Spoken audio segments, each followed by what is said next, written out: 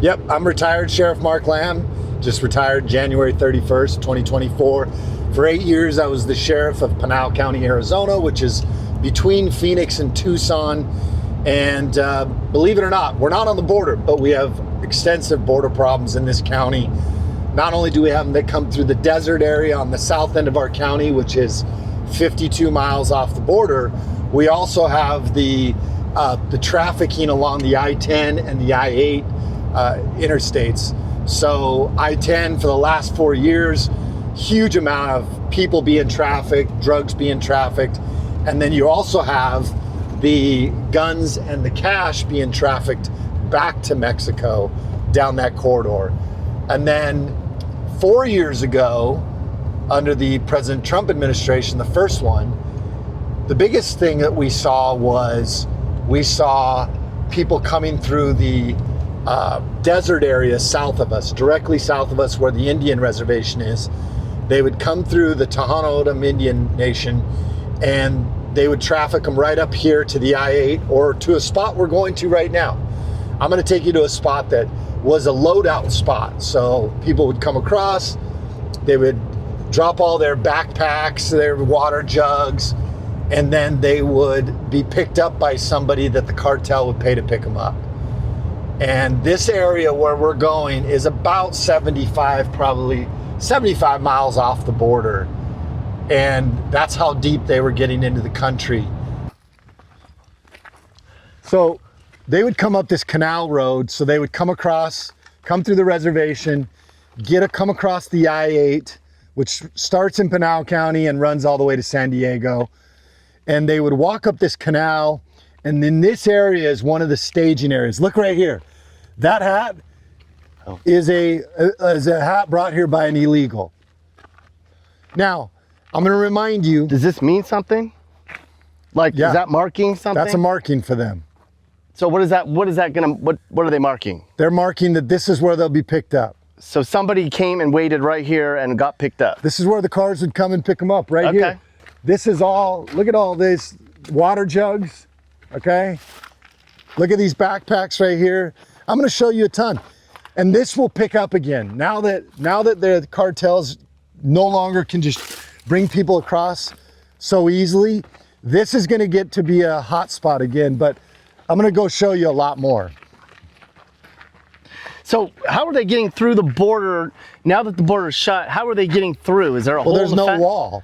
On the reservation, there's 0 feet of wall. Along the Indian reservation is only, at best, 3 strands of barbed wire fence. So that's the best you're gonna get. Maybe some Normandy barrier is all you're gonna get. And so they just walk right across to the reservation and there's very little police in the reservation. We're gonna go this way. Why don't we tell the reservation, like, shut your damn border? I mean, can't we encourage them to put up a wall? It'd be nice. Look at all this stuff. This has been washed out because this is obviously a wash, right? Oh, yeah, look at the wash. But look at all this, backpacks, clothes, blankets, water jugs, all this stuff.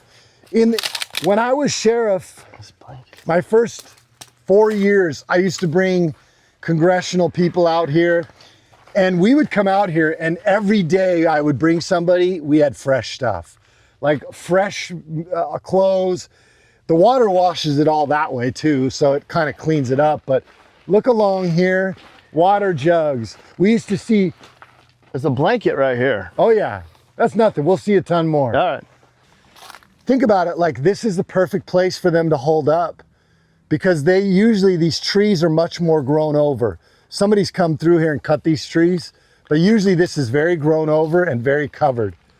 But if you look all along here, look at their water bottles, clothes. How recent would you guess this is, the water bottles? Look, this stuff is not as recent because this is too hot right now.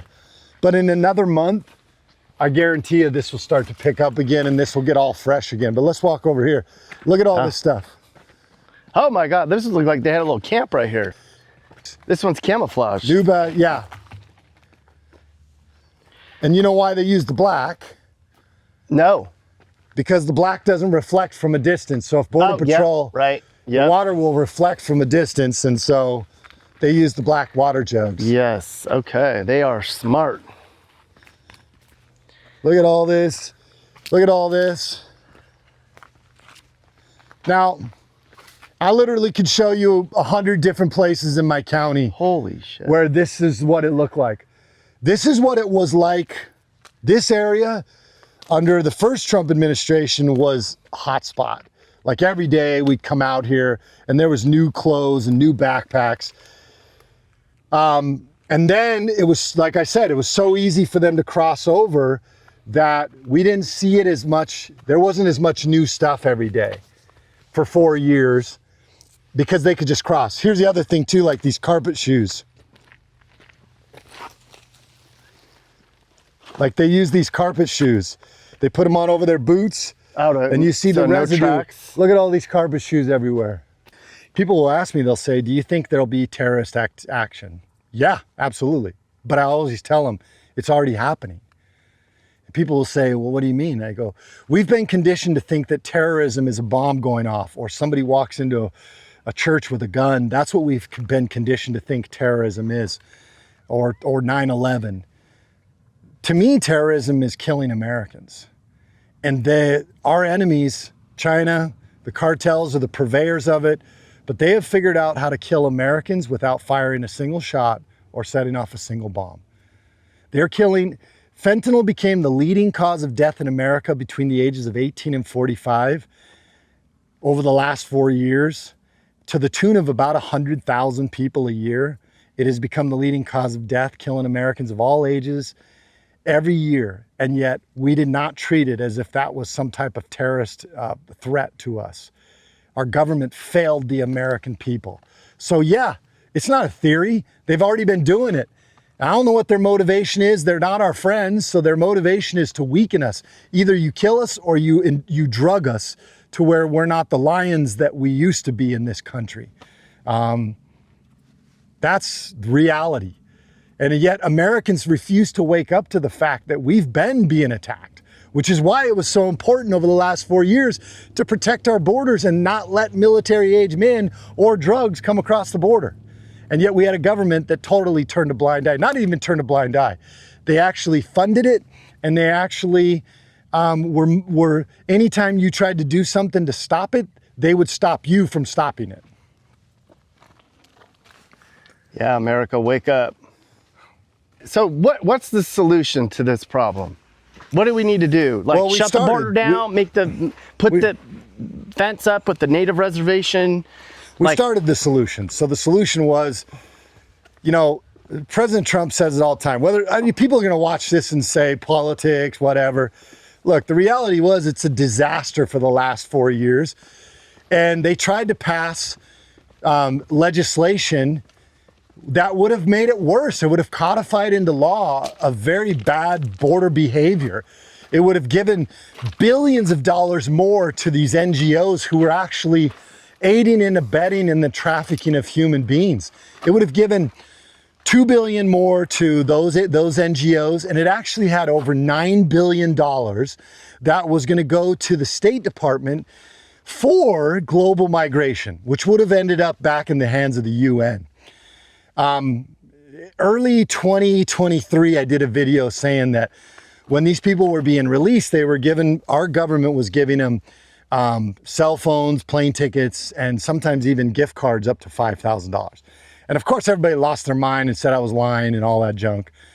It wasn't 3 weeks later that the UN was reported as giving $1.6 billion in gift cards to people that came into this country illegally. The NGOs were the ones, the government says we weren't doing that. Of course they did, because they were giving the money to the NGOs through things like the Catholic USAID, yeah, Catholic charities, Hayasa, which is the Hebrew one. There's a ton of different, no more deaths. There was several of them that were getting money, and they have since admitted they were giving gift cards and they were giving hotel rooms. You know, so nobody ever decided to change and say, hey, Sheriff Lamb was right. They all wanted to, if you go and look, it still says I was being untruthful, even though it's been proven time and time again, article after article. even admission, congressional testimony that these NGOs were doing that, exactly that. And the reason they're giving money away to the migrants is to make them want to blend in and future voters? I mean, what's the end goal? Why are the NGOs motivated to? Well, the NGOs are financially motivated. They will tell you it's because they care and they're better than the rest of us, like they're self-righteous. They're better than the rest of us. Look, nobody is out here with us trying to save these people. And I have watched law enforcement. Nobody cares more than we do. We're the ones putting our lives at risk out here to fight against the cartels to save people. And then you have these self-righteous people who will tell you that we don't care. And those NGOs, where are they now? Where are they now helping people? Because they're no longer being financially incentivized to do so, you don't hear anything about them. So they were in it for the money. That's why they were in it. But then they would obviously go off and be all self-righteous about it and tell you how bad the rest of us were. But the truth is they were in it for the money. So I go back to your question is, what do you do to fix it? Well, first of all, the first step was we didn't need more legislation. We do need legislation to fix the border and to fix immigration, but we didn't need it under Joe Biden. And what we needed was a new president. So that was the first step. And immediately we started seeing the effects. Before he even took office officially, once the election happened, we already started to see, my last couple months as sheriff, we started seeing the changes. We started seeing the cartels going back to their old methods, and they have had to rely on that. We have seen that the cartels have dramatically increased the price of their drugs, which means they're having a harder time to get it in here. We have seen the amount of drug seizures are no longer like small loads, they're huge loads, which means they're having to bring it in a different way. We're no longer seeing these huge groups of people showing up, which, by the way, they were mostly military-age men. And it's not just people from Latin American countries, not just Mexico, not just Guatemala, not just Venezuela, but they were coming from Africa. Haiti. They were coming from Mauritania, Congo. They were coming from the Middle East. They were coming from Haiti. They were coming from all over the world. I mean, in 2024, I think we eclipsed 60,000 Chinese nationals that were caught. That is a huge amount, especially when you realize it's a communist country and you're not allowed to just leave that country. If you leave, it's because they gave you permission to leave. And so what's the end goal for that? Why are all these Africans and Chinese coming? We know why the Latin Americans are coming, because they want to work the fields and work in the hotels. And I know I keep veering off because there's a lot of information. And you ask, what's the purpose of this? Why did that last administration do it? Huge part is voting. Another part is the global effort. And this is why I brought up the NGOs. But the global effort to change the demographics of all the strong countries in this world. Look at what's currently happening in France. The amount of people that have come from Muslim countries are changing the actual governments there. The newest one is in the UK. They have now the head of their security force, or they're like their CIA, whatever their equivalent of MI6, is now somebody from a Muslim country. Folks, that's a big problem. And I'm not saying that towards the Muslim folks or the religion, but they're changing the demographic of those countries. Right now, the birth rate in France and Germany is anywhere between 1.3 and 1.6, okay? 1.9 children per person is unsustainable. The Muslims are averaging 8 per 8. Within a couple decades, those countries will have changed dramatically. So when we talk about changing the demographic, now somebody's going to say, see, he's a racist, whatever, which is stupid. Anytime they start to lose an argument, that's the first thing they go to.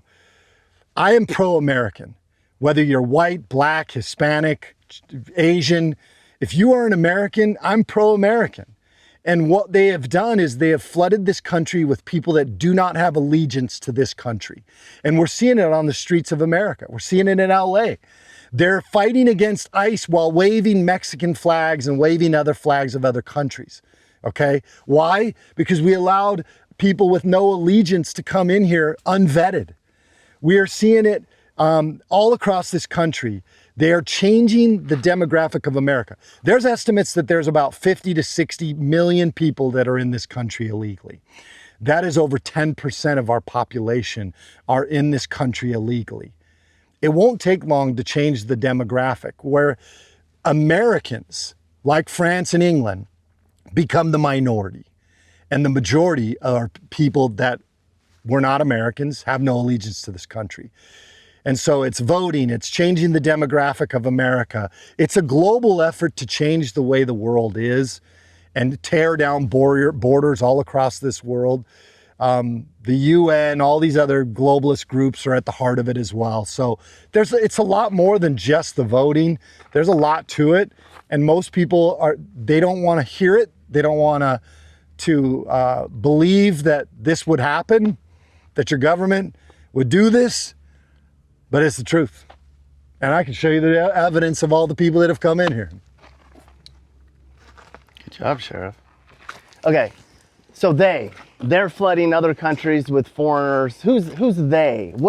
Who is motivated to flood Europe and America with foreign immigrants and change the demographics? Who's they? Who's controlling this and why? Well, look, I'm a capitalist, okay? I think that capitalism is the best type of America's where you can go and you can change the course of your family's trajectory in one generation. In a few years, you can change it.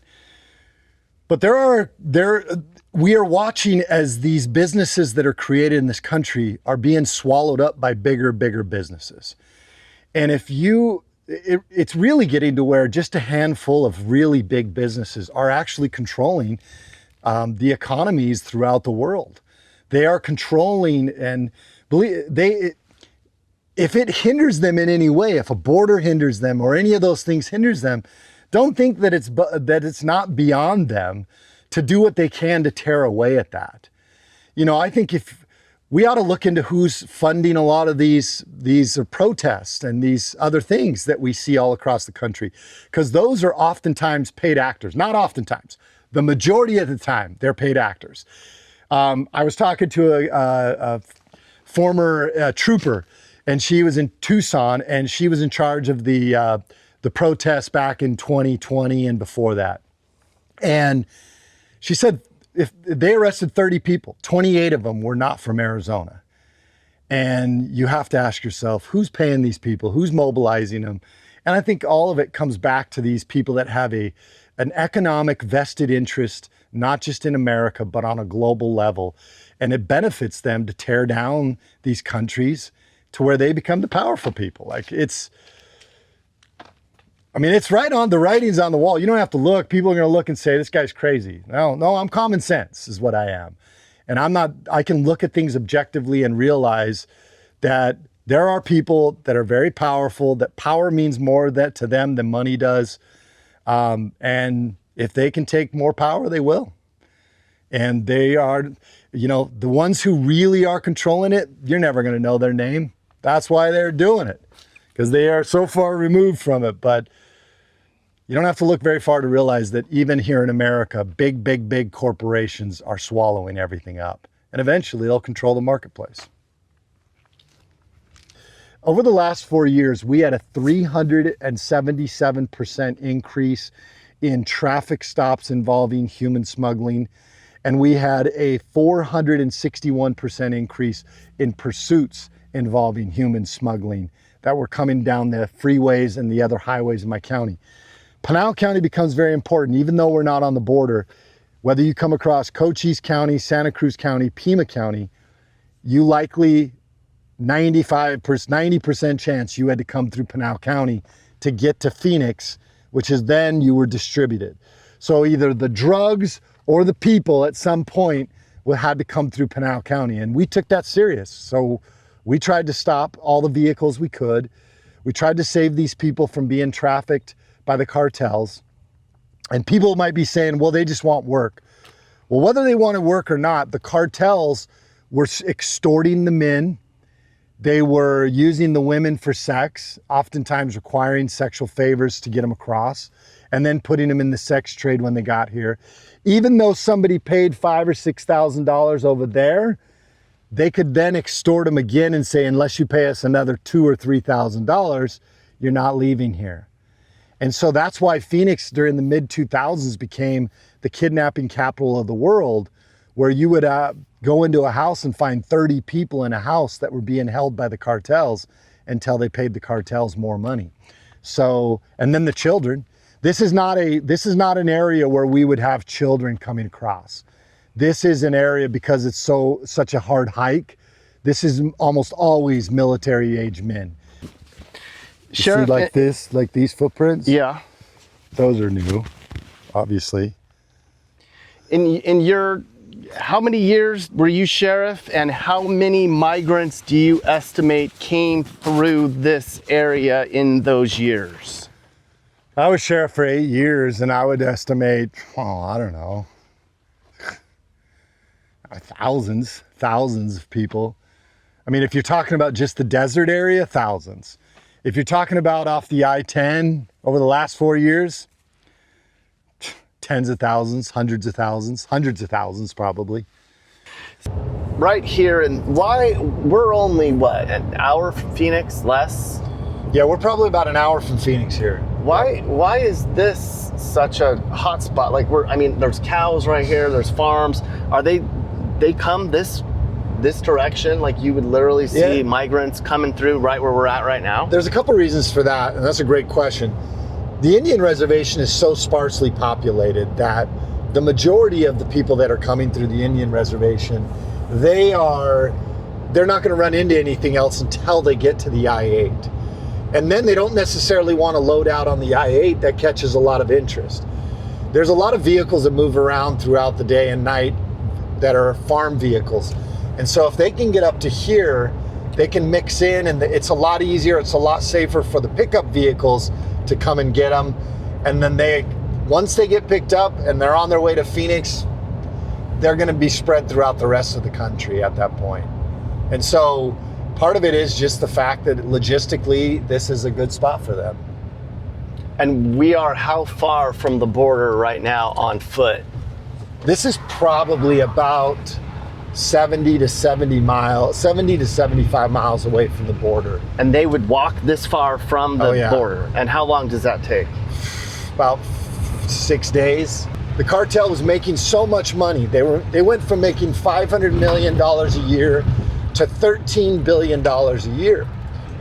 The reason they were able to make that money is because of the amount of money that the illegals were paying the cartels to be trafficked into here. So how much does it cost? How much do I pay a cartel to get me up here? For the last 4 years, it was about $5,000 to $6,000 on the low end. It could go up to $50,000 on the high end, depending on if you were a high profile. High profile being maybe you come from China, maybe you come from Middle East, and so there's high profile people that they push through here. We found house moms, and we found people flying in from out of state, and we found teenagers as young as 12 years old that were actually working for the cartels, trafficking people across from the border all the way up into Phoenix. Then they were distributed throughout the rest of the country. U.S. citizens were doing this. U.S. citizens. During the Biden administration, they didn't have to come 6 days anymore. No, they would just go and claim asylum and hold their hands up. Okay, so now they're having to sneak again because the border is shut down again. Yes, but this is a dangerous area because it's so hot, and they have to hike for 5, 6, 7 days. So now what we see is these areas will pick up in the next month. These orange baling twine is the remnants of marijuana backpacks. So they would put 50 pounds of backpack, and they would take it and they would tie the marijuana with those baling twine. These were the straps of their backpacks, and they would have a 50-pound packs of marijuana, 2 25-pound packs tied in with that baling twine, and they would bring all this across. We would come out here in the desert and we would find 20. I have a Connex box full of marijuana. You want to talk about getting a headache? Walk in that thing for like 2 seconds. But marijuana by the truckload we used to get in this area. So the latest drugs, fentanyl, clearly, are they bringing that through here, or is that more? Yeah, now. So what they used to have to do is part of their toothpaste. Yeah, there's toothpaste, antibiotic cream. What they do now is they can afford to have an actual coyote carry the drugs. So like a guy can, in a backpack, he can carry tens of thousands of pills. Or he can carry meth liquid. They oftentimes carry it like liquefied, and then they come here and they unliquefy it. They make it into meth. So we see that a lot. And it used to be that the way they would give them a discount if they carried drugs across. But there wasn't anything we could do, because if they were on the reservation, if they got caught with 50 pounds, the federal threshold was 1,000 pounds. Unless somebody had 1,000 pounds, they weren't going to charge them, which was ridiculous, by the way, but they weren't going to charge them. And so a lot of the people we would catch, if we caught them stateside, we could charge them. If not, if we caught them on the reservation, or the feds caught them on the reservation, we couldn't charge them. So yeah, that was a big problem. But now they can have one guy carry the drugs, or two. And what we'll do is we get these runners. So when we come in contact with a group, one of them, boom, will take off. And the other ones are told, hey, you just hold tight. So we're stuck with the guys, and the runner takes off, and he's usually the one that's carrying the drugs. How frustrating was that for you as sheriff, trying to stop this, and then the administration was basically countering your efforts by letting them in? So, well, look, it was very frustrating. Like, it's very frustrating. But the last 4 years it changed, because then they were in cars. They weren't in the desert as much, because they could just come across all the gaps in the fence that the Biden administration had allowed to occur. And so they didn't need to come and hike 6 days through the desert. They just had to get across the border, and then have somebody that the cartel was paying $1,000 a person to come and pick them up, and then drive them on the I-10 or one of my other highways. Pinal County was the last line of defense. Whether it was people that were being trafficked by the cartels, or whether it was, and mind you, the cartels, they don't treat them good. They leave them for dead in the desert. We've saved countless people in the desert. We've picked up countless bodies in the desert. Then they also don't care. They'll throw them in the trunk of a car in the middle of the summer and drive them up on the freeway. So what's the future of all this? We're never gonna stop it. We currently have put a cork in the bottle, I guess, is the first thing I could think of. I don't know, we've done pretty good. I'm pretty impressed with President Trump and his administration and what they've done thus far.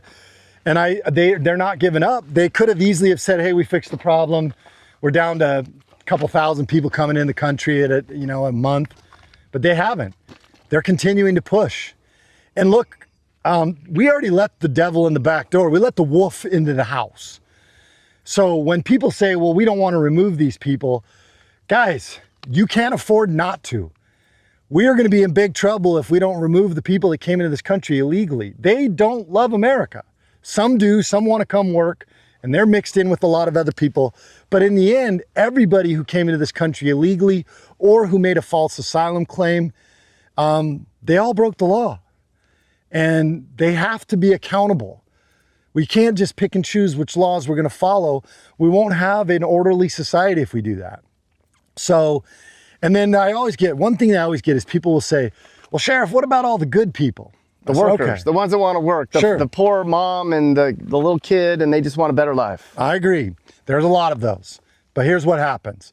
They came into this country illegally. So whether you're a good person or not, when I read the code, and the code says, hey, if you do this or this or this, that breaks the law.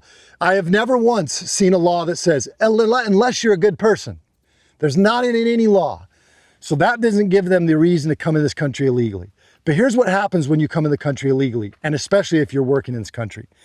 If you came in this country illegally and you're working without permission. So either you're being paid under the table and you're not paying taxes like the rest of us, or you're fraudulently using somebody's social security number, or you acquired a social security number fraudulently, or you are, well, those are the big ones for work. Then if you're driving without a driver's license. If you don't have a driver's license, you're not going to get insurance. If you don't have insurance, you're victimizing Americans. I could line Americans up, Arizonans up, that have been hit by people here in this country illegally. My son, one of them. And I had to shoulder the brunt of that because they left the scene and they didn't have insurance because they're here illegal and driving illegally. Many of the illegals, we found out that there was over 2 million illegals that were taking advantage of Social Security. We have a ton of Americans that are mad thinking Social Security might not have the funding it needs. That's a real thing. Why? Because we've had millions of illegals every year that are on Social Security taking money that you paid into, that Americans paid into, that they're taking after they came into this country illegally. So we got to do better as a government, and you should be mad about that as an American, that somebody would come in and take from you and your family, whether they're a good person or not. They're breaking the law. All right, I think we got some really good stuff, Sheriff. So much stuff that the first phone burned out. I'm wearing a seatbelt. I have to just get out and fix this gate real quick, and then I'm putting the seatbelt back on. I don't want all the people to be like, he's not wearing his seatbelt. I'm the one without my seatbelt on. Well, if you're watching this down south of the border and thinking about coming up, don't try. It's going to be a lot tougher than it's been the last 4 years. Amen to that.